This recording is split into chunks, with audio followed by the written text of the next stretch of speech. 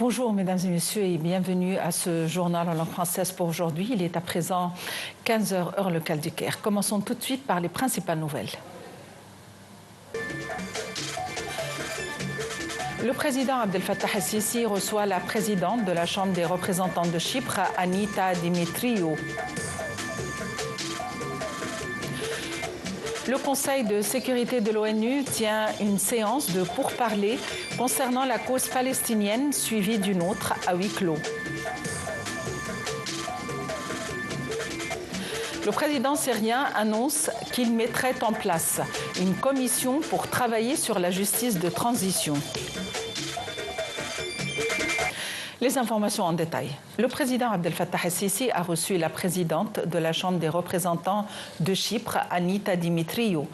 Au cours de la rencontre, le président el-Sisi a souligné l'importance de respecter la souveraineté et la sécurité des pays, ainsi que le droit international, et de régler les conflits par des voies pacifiques. Le président el-Sisi a également mis l'accent sur la profondeur des relations égypto-chypriotes, soulignant l'attachement de l'Égypte à œuvrer pour renforcer la coopération entre les deux pays dans tous les domaines, notamment l'énergie, le commerce et l'investissement. Le président a aussi souligné l'importance de la coopération parlementaire en tant que pilier fondamental du renforcement de la coopération entre les deux pays. El-Sisi a d'autre part souligné la nécessité de poursuivre la consultation et la coordination entre les deux pays à travers un mécanisme de coopération tripartite entre l'Égypte, Chypre et la Grèce. Le chef de l'État et la responsable chypriote ont également examiné les développements survenus, autant sur la scène régionale qu'internationale, telle la situation dans la bande de Gaza, en Syrie et au Liban.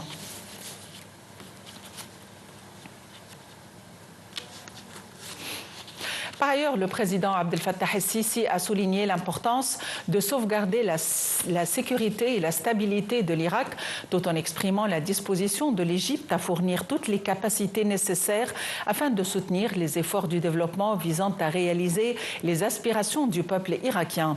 Le président el-Sisi a réaffirmé le rejet ferme de l'Égypte pour les déclarations de déplacement forcé des Palestiniens hors de leur territoire lors de son entretien avec le chef du contrat irakien Al-Hikma, la sagesse, Ammar Al-Hakim, ainsi que la délégation qui l'accompagne. Le président el-Sisi a également assuré l'importance d'établir un État palestinien sur les frontières du 4 juin 1967 avec Jérusalem comme capitale, ou Jérusalem-Est comme capitale. Le chef de l'État a aussi affirmé la nécessité de la reconstruction de la bande de Gaza sans faire déplacer ses habitants. Les efforts se poursuivent pour régler la crise déclenchée par Israël quand la libération de 600 détenus palestiniens qui devraient être libérés samedi dernier. Selon des sources israéliennes, les autorités de l'occupation doivent libérer ces détenus à 2 étapes en échange de la libération par Hamas de 4 corps d'otages dans le cadre de la première étape de la trêve à Gaza. Le Conseil de sécurité de l'ONU tient aujourd'hui une séance de pourparlers concernant la cause palestinienne suivie d'une autre à huis clos. La coordinatrice onusienne du processus de paix au Proche-Orient par intérim présentera un rapport dans lequel elle incite les deux côtés à respecter leurs obligations selon le droit international, assurant la nécessité du respect de la mise en exécution de l'accord de cessez-le-feu.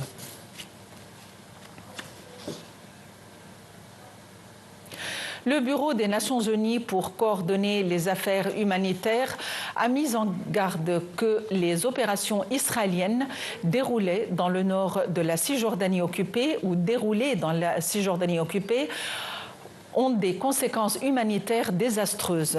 Ceci a eu lieu après le déploiement des forces de sécurité israéliennes, des chars militaires et des forces supplémentaires à Jénine et ont empêché ses habitants de retourner. Le bureau onusien a assuré que le recours à des tactiques militaires meurtrières dans les zones présidentielles est profondément inquiétant et constituait des aides humanitaires à grande échelle dans leur lieu de résidence temporaire actuel. Sur un autre plan, des colons israéliens ont envahi l'esplanade des mosquées sous protection intensive des forces de police de l'occupation. Selon des témoins, des dizaines de colons ont envahi l'esplanade en plusieurs groupes et ont effectué des tournées provocatrices tout en pratiquant des rituels talmudiques. Ces actes récurrents ont pour but de prendre le contrôle de la mosquée d'Al-Aqsa et de la diviser. Le président syrien Ahmed al-Shara a annoncé à l'ouverture de la conférence du dialogue national qu'il mettrait en place une commission pour travailler sur la justice de transition dans le but de rétablir les droits des Syriens. Il a déclaré qu'ils ont travaillé au cours des 2 derniers mois pour poursuivre les auteurs de crimes contre les Syriens et qu'ils travailleront à former une commission pour la justice de transition qui rétablira les droits des gens et, si Dieu le veut, leur rendra justice et traduirait les criminels en justice. Al-Shara a souligné l'importance de l'unité du pays et du monopole des armes aux mains de l'État. Le Premier ministre libanais Nawaf Salem a affirmé que la défense du Liban nécessitait l'adoption d'une stratégie nationale et le renforcement des forces armées. Ceci s'est produit lors de son discours à la session du Parlement libanais pour discuter de la déclaration ministérielle du gouvernement en préparation de l'octroi de sa confiance. Salem a souligné la nécessité de répondre aux aspirations des Libanais à jouir d'un État capable et juste qui regagnerait la confiance de ses citoyens. La présidence libanaise a annoncé le 8 février la signature d'un décret pour former un nouveau gouvernement dirigé par Nawaf Salem, qui serait le premier gouvernement du président Joseph Aoun.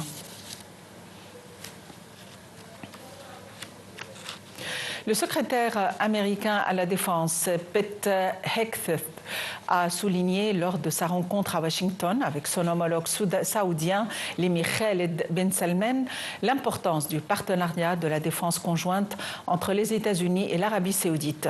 Les ministres de la Défense des deux pays ont convenu d'approfondir cette relation d'une manière qui servirait les intérêts des deux pays et renforcerait la sécurité et la stabilité commune.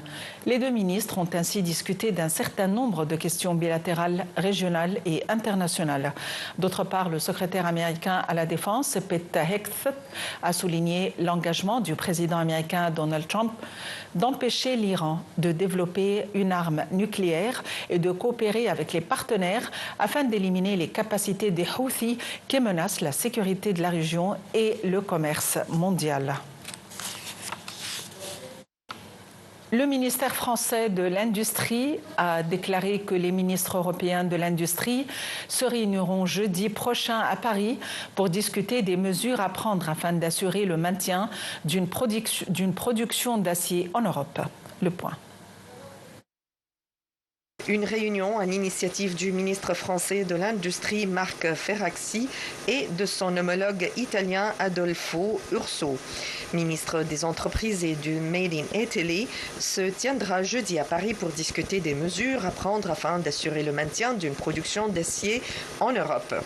Cette réunion aura lieu en présence de la présidence polonaise du Conseil de l'Union européenne.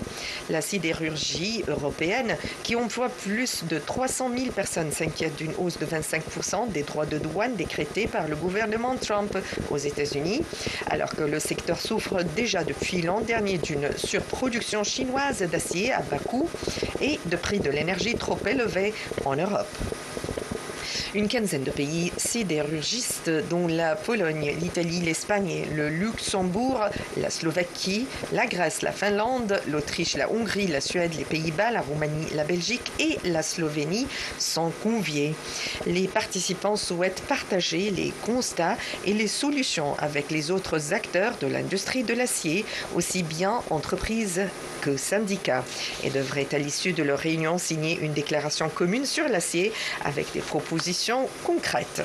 Avant même l'annonce par Donald Trump de l'imposition de droits de douane de 25% sur l'acier, des milliers de suppressions d'emplois ont été annoncées fin 2024 par le géant allemand de l'acier ThyssenKrupp.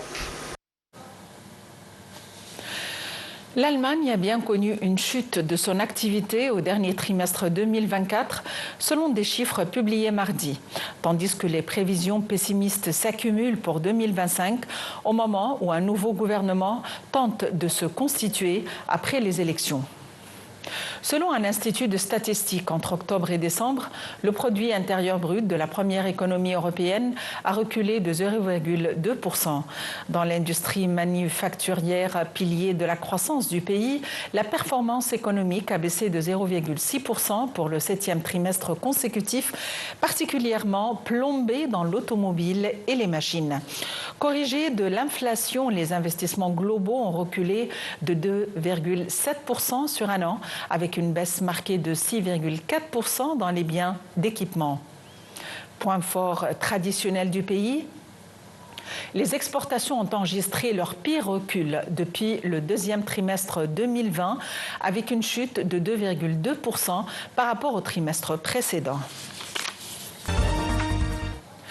Terminons avec cette nouvelle sportive. Les Cleveland Cavaliers, à la tête du meilleur bilan NBA 47-10, ont étiré leur série à 7 victoires après être sortis vainqueurs du choc face aux Memphis Grizzlies 129-123, deuxième à l'Ouest 37-20. La partie est restée serrée, 11 changements de leader, pas d'écart supérieur à 11 points, mais dans un bon esprit.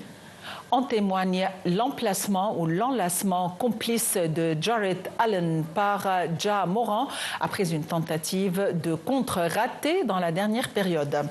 200 décisifs dans un grand classique de la conférence Est. Les Boston Celtics ont dominé les New York Knicks 118-105 qui ont cru un temps revenir dans la partie après un mauvais temps. Et maintenant, avec l'échelle de température prévue demain en Égypte et dans certaines capitales du monde.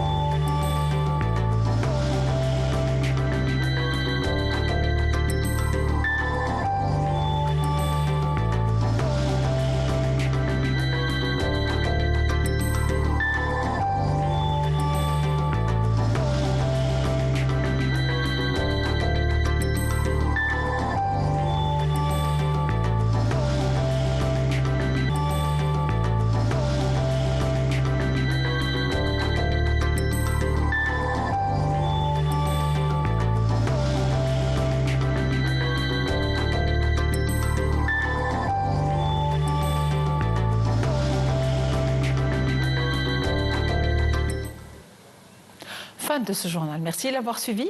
À la prochaine.